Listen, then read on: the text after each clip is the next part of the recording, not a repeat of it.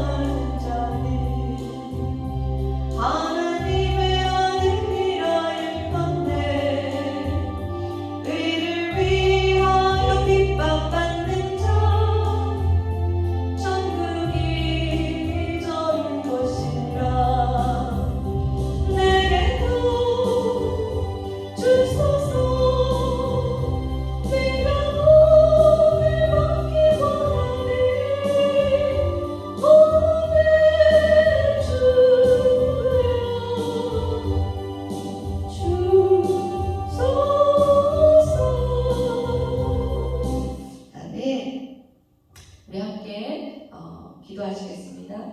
전능하신 하나님 감사합니다. 오늘도 수요예배로 주님께 예배할 수 있는 선한 마음 주시고 주님 앞에 서게 하시니 감사합니다. 하나님 시간도 마음과 뜻과 정성을 다해 예배하게 하시고 주님의 말씀에 귀 기울이게 하시고 주의 말씀에 순종하는 아름다운 시간이 되게 하여 주시옵소서. 감사드리며 예수님의 이름으로 기도합니다. 아멘. 오늘 하나님의 말씀은 마태복음 5장 1절에서 12절 말씀입니다. 오늘 하나님의 말씀은 마태복음 5장 1절에서 12절 말씀입니다. 우리 다 함께 큰 목소리로 함께 읽겠습니다. 예수께서 우리를 보시고 산에 올라가 앉으시니 제자들이 나아온지라. 입을 열어 가르쳐 이르시되 심령이 가난한 자는 복이 있나니 천국이 그들의 것이며 애통하는 자는 복이 있나니 그들이 위로를 받을 것이며 온유한 자는 복이 있나니 그들이 땅을 기업으로 받을 것이며 의에 줄이고 목마른 자는 복이 있나니 그들이 배부를 것이며 긍휼히 여기는 자는 복이 있나니 그들이 긍휼히 여김을 받을 것이며 마음이 청결한 자는 복이 있나니 그들이 하나님을 볼 것이며 화평하게 하는 자는 복이 있나니 그들이 하나님의 아들이라 일컬음을 받을 것이며 의를 위하여 박해를 받은 자는 복이 있나니 천국이 그들의 것이니라. 나로 말미암아 너희를 욕하고 박해하고 거짓으로 너희를 거슬러 모든 악한 말을 할 때에는 너희에게 복이 있나니 기뻐하고 즐거워하라. 하늘에서 너희의 상이 큼이라. 너희 전에 있던 선지자들도 이같이 박해하였느니라. 아멘. 자, 오늘은 마태복음 5장 1절에서 12절 말씀을 가지고 여러분들과 함께 나눌 하나님의 말씀의 제목은 복된 삶입니다. 복된 삶. 자, 예수님은 어떤 삶이 복된 삶이라 말씀하셨는지 한번 나눠보려고 합니다. 자, 마태복음 5장에서 7장까지는 우리 다 아시는 산상수훈 설교입니다. 산상수훈은 예수님이 그리스도인으로서 갖춰야 할 덕에 대하여서 말씀하고 계시는 설교입니다. 예수님은 이 산상수훈을 통하여서 세 가지를 말씀하고 계시는데요. 첫째는 그리스도인들이 세상에서 어떻게 살아야 하는지를 말씀하시면서 정말 그리스도인이 되었다면 예수님을 알기 이전과 이후의 삶이 구분되어야 한다는 것입니다. 이것의 의미는 이제 그리스도는 이제 우리 안에 내주하시는 성령님으로 인해서 이제 새로워졌다는 거예요. 따라서 내면이 새로워졌기 때문에 외적인 삶도 새로워져야 한다는 그런 말씀이십니다. 두 번째로 예수님은 산상수훈을 통해서 우리에게 복된 삶이 무엇인지 말씀하고 계십니다. 특별히 산상수훈들 가운데 팔복에 관한 교훈을 통해서 이것들을 말씀해 주고 계십니다. 세 번째는 예수님은 그리스도인들이 복음을 전하기 위해서 취할 수 있는 최선의 길이 무엇인지 말씀하고 계십니다. 그것은 착한 일을 하는 것입니다. 마태복음 5장 13절에서 16절 말씀을 한번 볼까요? 너희는 세상의 소금이니 소금이 만일 그 맛을 잃으면 무엇으로 짜게 하리요? 후에는 아무 쓸데없어 다만 밖에 버려져 사람에게 밟힐 뿐이니라. 14절 너희는 세상의 빛이라 산 위에 있는 동네가 숨겨지지 못할 것이요. 15절 사람이 등불을 켜서 말 아래에 두지 아니하고 등경 위에 두나니 이러므로 집안 모든 사람에게 비치느니라. 16절 이같이 너희 빛이 사람 앞에 비치게 하여 그들로 너희 착한 행실을 보고 하늘에 계신 너희 아버지께 영광을 돌리라 하라. 아멘. 자, 이처럼 그리스도인들은 선하고 착한 일을 통하여서 예수님을 복음을 세상에 전할 수 있다고 지금 말씀하고 계십니다. 자, 그럼 오늘 본문 팔복 산상수훈은 자, 복 있는 사람으로 시작을 합니다. 자, 이렇게 시작하는 것은 모든 사람의 삶의 궁극적인 목적이 바로 복된 삶을 살아내야 하는 것이기 때문입니다. 그러나 사람마다 생각하는 복된 삶이 다 각기 달라요. 그렇기 때문에 예수님께서는 하나님 뜻 안에서 누리는 진정한 복된 삶이 무엇인지 지금 팔복을 통하여서 복된 삶의 기준을 말씀하고 계십니다. 자, 모두 8부류의 복받을 자를 말씀하시고 있기 때문에 팔복이에요. 자, 그리고 예수님은 이런 사람들을 축복하시면서 천국이 하나님의 나라가 그들의 것이라고 지금 말씀하고 계십니다. 자, 그러면 하나씩 한번 살펴보겠습니다. 첫 번째는 예수님께서는 마음이 가난한 자가 복이 있다고 말씀하십니다. 왜냐하면 마음이 가난한 자들은 하나님의 나라를 소유할 수 있기 때문이라고 합니다. 그런데 여기서 우리가 잘 알아야 할 것은 그냥 가난한 자가 복이 있다는 것이 아니고 마음이 가난한 자가 복이 있다고 말씀하셨습니다. 물론 하나님은 가난한 사람들을 불쌍히 여기시고 또 그들의 편이십니다. 하지만 그들에게 복이 있다고 말씀하시지는 않으셨습니다. 오늘 본문 말씀에 마음이 가난한 자가 복이 있다고 말씀하십니다. 이 가난은 어떤 물질적으로 가난함과는 다르겠죠. 마음이 가난하니까. 물론 물질적으로 가난한 사람들이 어떤 여건 때문에 마음이 가난해질 확률이 높은 것은 사실이지만 또 그렇다고 해서 꼭 그런 것만은 아니죠. 물질적으로 풍요해도 마음이 가난한 사람들도 있습니다.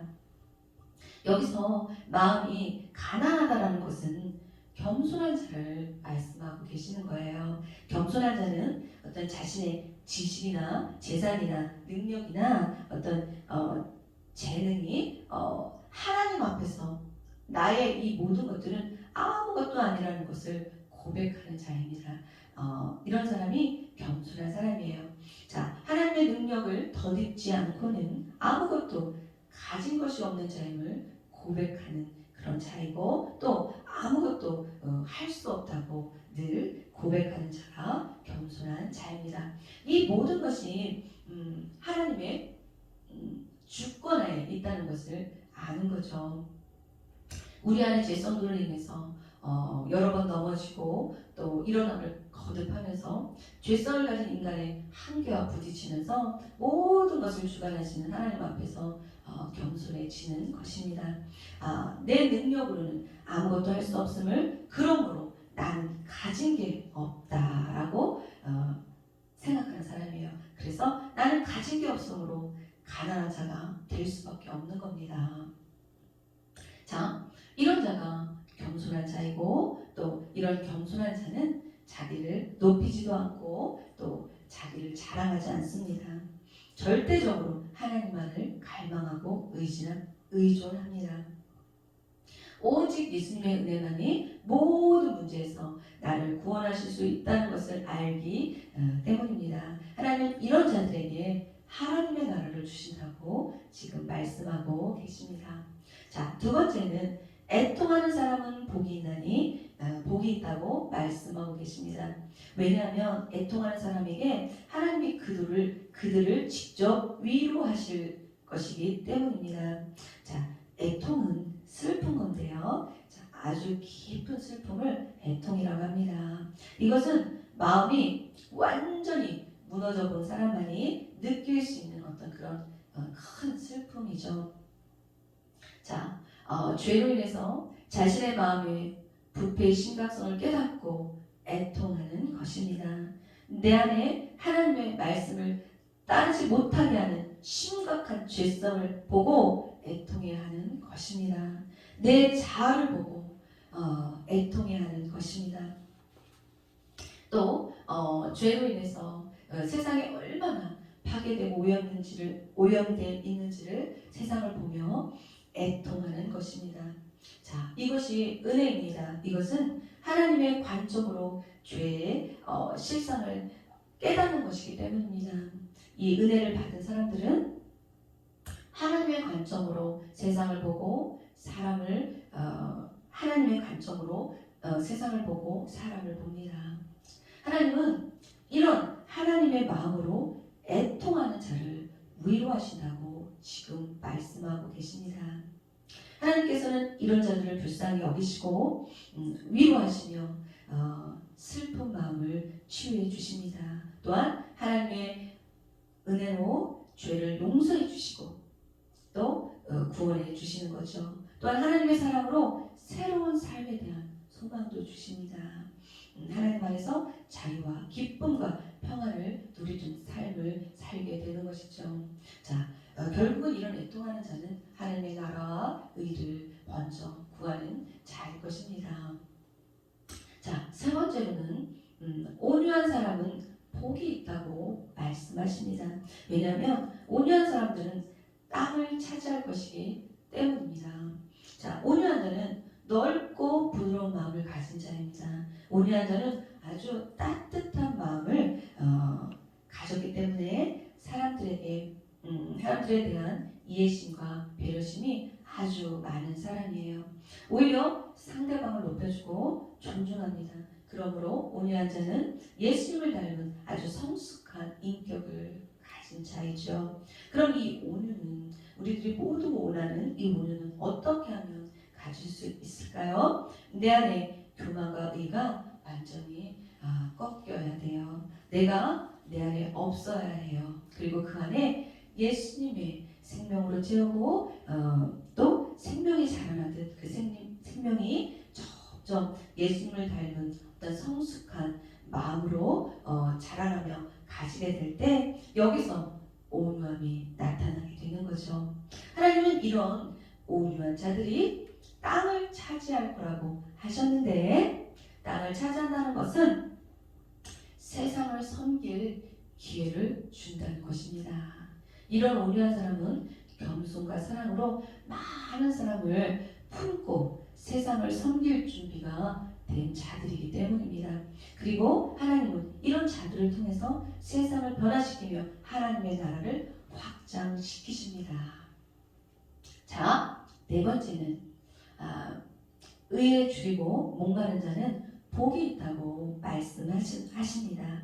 왜냐하면 하나님이 그들을 배부르게 하실 것이기 때문입니다. 의에 줄이고 목마른 사람은 하나님이 아니면 아무 소망이 없다고 생각하는 사람이에요. 그렇기에 이들은 하나님의 의를 너무나도 갈망합니다. 하나님만이 모든 문제를 해결할 유일한 구원자이기 때문입니다. 자, 바울은 사도행전 20장 24절에서 이렇게 말하고 있습니다. 말씀하고 계십니다. 내가 달려갈 길과 주 예수께 받은 사명 곧 하나님의 은혜의 복음을 증언하는 일을 마치려 하면은 나의 생명조차 조금도 귀한 것으로 여기지 아니하노라. 아멘. 자, 이렇게 말했습니다. 바로 이와 같은 갈망과 열정이 의에 줄이고 목마른 것입니다. 예수님은 이런 사람이 배부를 것이라고 말씀하셨는데요. 그런데 여기서의 배부름은 하나님과의 이런 사람의 어떤 하나님과의 교제 속에서 얻을 수 있는 영적인 충만한 풍족과 만족감을 의미하는 것입니다. 다섯 번째로 긍휼히 여기는 사람이 복이 있다고 하십니다. 왜냐하면 그들을 하나님이 친히 긍휼히 여겨주실 것이기 때문입니다. 자, 긍휼은 또 다른 말로 NIV 영어 성경에 봤더니 mercy예요. mercy는 자비라는 뜻이에요. 긍휼이라는 말과 자비라는 말이 똑같은데요. 긍휼이라는 말을 자비라는 말로도 표현할 수 있는데요. 자비한 거죠. 자, 이런 자비 상대방을 안타깝고 불쌍히 여기는 마음입니다. 실수와 허물을 덮어주고 온유한 마음으로 따뜻하게 대해주는 거죠. 그리고 죄를 저질렀음에도 불구하고 용서하고 은혜를 베푸는 것이에요. 오직 선악의 기준은 하나님께만 있기 때문입니다. 고통과 슬픔을 함께하고 위로와 용기를 주는 거예요. 그리고 도움이 필요한 자들에게 언제나 손을 내미는 선한 마음이죠. 자, 우리의 이런 섬김을 통해서 우리의 이웃은 우리를 통해서 하나님의 긍휼과 자비를 경험하게 되는 것입니다. 하나님은 이럴 때 우리를 더 기뻐하시면서 더 큰 자비를 우리에게 베풀어 주시는 거죠. 그리고 우리를 긍휼히 여겨 주시는 것입니다. 그리고 우리의 모든 피로도 채워주시고 구원의 은혜를 베풀어 주셔서 삶 속에서 하나님이 늘 함께 하시는 그런 은혜를 경험하게 하십니다. 자, 여섯 번째로는 마음이 청결한 자는 복이 있다고 말씀하고 계십니다. 왜냐하면 마음이 청결한 자는 하나님을 볼 수 있기 때문이라고 하십니다. 자, NIV 영어 성경으로 봤더니 청결한 자를 뭐라고 나왔냐면 pure이라고 표현했어. pure. 자, pure는 무슨 뜻이냐면 불순물이 전혀 없는 상태예요. 5.2, 그러니까 더럽혀지지 않은 상태. 그리고 아주 순수하고 깨끗하고 맑은 상태를 자, pure이라고 하는데요. 자, 아주 깨끗하다는 거죠. 즉 마음에 더러움이 없다라는 것입니다. 하나님은 거룩하시기 때문에 불순물, 죄가 있는 곳에는 오실 수가 없죠. 그러므로 이 마음은 성령의 충만함으로 성령의 다스림을 받는 마음을 가리키고 계신 것입니다. 이런 자들은 하나님 앞에서 거룩한 자들이죠. 이런 사람들의 특징은 하나님을 깊이 갈망합니다. 그리고 하나님을 늘 구하는 삶을 산다는 거예요. 하나님은 하나님을 구하는 자에게 성령으로 충만케 하시고 마음을 새롭게 하십니다. 그래서 늘 성령 충만으로 마음에 민감함을 주셔서 죄에 민감하게 하세요. 그래서 죄를 점점 멀리 하게 하시고 작은 죄도 죄에 민감하게 하셔서 작은 죄도 가볍게 여기지 않고 회개하게 함으로 정결한 마음을 계속 유지하도록 하십니다. 그러면서 자, 이렇게 되면 하나님과 동행하는 삶으로 하나님과의 친밀함으로 하나님을 늘 볼 수 있게 되는 거죠. 자, 일곱 번째는 화평케 하는 자는 복이 있다고 말씀하십니다. 왜냐하면 하나님이 그들을 하나님의 자녀라고 부르실 것이기 때문입니다. 자, 이것은 미움, 다툼, 분노, 욕망, 거짓, 시기, 질투 이런 것들이 없는 것을 말합니다. 하나님은 이런 삶을 원합니다. 왜냐하면 화평, 즉 영어 성경에 보면 peacemaker이라고 써 있거든요. peacemaker, 화평, 즉 평화죠. 평화. 이 평화는 하나님의 본성이기 때문입니다. 자, 우리 찬양에 주는 평화, 막힌 담을 모두 허셨네 라는 찬양이 있죠. 자, 하나님은 이 평화를 자, 이것을 해결하시려고 예수님을 이 땅에 보내셨고 이 땅에 평강의 왕으로 평화의 왕으로 예수님이 오신 것이기 때문입니다. 그러므로 하나님은 이런 화평케 하는 사람을 하나님의 자녀라고 불러주시는 것입니다. 자, 여덟 번째는 의를 위하여 박해를 받는 자는 복이 있다고 말씀하고 계십니다. 왜냐하면 이런 자들에게는 하나님의 나라를 주실 것이기 때문이라고 말씀하십니다. 자, 사실 우리가 세상에서 정말로 그리스도인답게 산다면 반드시 세상으로부터 핍박이 있습니다. 요한복음 15장 19절에 너희가 세상에 속하였으면 세상이 자기의 것을 사랑할 것이나 너희는 세상에 속한 자가 아니요 도리어 내가 너희를 세상에서 택하였기 때문에 세상이 너희를 미워하느니라. 아멘. 이 말씀은 그리스도인들이 세상으로부터 핍박받는 것은 세상에 속한 자가 아니기 때문이라고 지금 말씀하고 계시는 것입니다. 즉 그리스도인과 세상은 각각 속해 있는 곳이 다르다는 거예요. 이것의 의미는 그리스도인들과 세상은 본질적으로 다르다는 뜻이고 그러므로 각각 살아가는 삶의 방식과 기준이 다르다는 것입니다. 사실 그리스도인들이 그리스도인들답게 살면 살수록 세상과 부딪힐 수밖에 없는 것입니다. 그런데 주님은 이런 사람들에게 천국을 약속하셨습니다. 자, 결론입니다. 하나님의 말씀대로 사는 사람은 참으로 복이 있는 사람입니다. 그들에게 주시는 하나님의 축복과 특권이 있기 때문입니다. 하나님은 하나님의 말씀대로 사는 사람을 특별하게 대우하십니다. 하나님의 말씀은 하나님의 함께하심을 반드시 동반합니다. 우리 그리스도인 즉 하나님의 자녀에게 가장 두려운 것이 무엇입니까? 바로 하나님에게 버림받거나 하나님께서 멀어지는 일이잖아요. 자, 바울도 사람들에게 복음을 전파한 후에 도리어 버림을 받을까 두려워했습니다. 시편 기자도 하나님의 율법을 지킬 테니까 자기를 버리지 말라고 간청하면서 율법대로 사는 한 주님이 항상 함께 하실 것을 기대했습니다. 자, 하나님은 말씀에 순종하며 사는 사람을 버리지 않으시고 항상 함께 하시며 보호하십니다. 오늘 저와 여러분 복 있는 사람이 되기 위하여서 하나님의 말씀을 더 사랑하고 순종하기 위해서 온 힘을 다해 몸부림치며 사는 저와 여러분이 되시기를 예수님의 이름으로 축복합니다. 아멘. 자, 우리 기도하겠습니다. 전능하신 하나님 감사합니다. 주님, 우리가 주님이 원하시는 복된 삶을 살기를 원합니다. 주님, 우리에게서 1분 1초도 떠나지 마시고 우리의 마음과 삶을 주관하여 주시옵소서. 감사드리며 예수님의 이름으로 기도합니다. 아멘. 우리 주기도문으로 예배를 마치겠습니다.